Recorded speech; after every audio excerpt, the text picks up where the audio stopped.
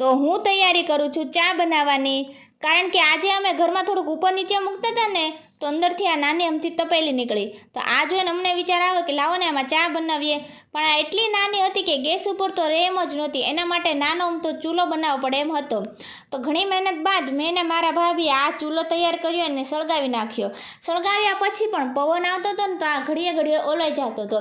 પછી માંડ માંડ બંને સાઈડથી થોડે થોડે અમે પડદા જેવું કરી નાખ્યું હતું અને પછી આ ચૂલો જગાવ્યો હતો. પછી મેં ફટાફટ ચા બનાવવાની શરૂઆત કરી દીધી હતી. અને આ ચા અમને એવું લાગતું હતું કે નહીં બને, કારણ કે આ ચૂલો બરોબર નહોતો જગતો ને એટલા માટે. પછી જ્યારે હું ચા બનાવતી હતી ને તો મારા મમ્મી કહે, સાવ એટલી ચા તો કોને થશે? મેં કીધું અમારી મહેનત છે એટલે અમને તો થશે જ તે.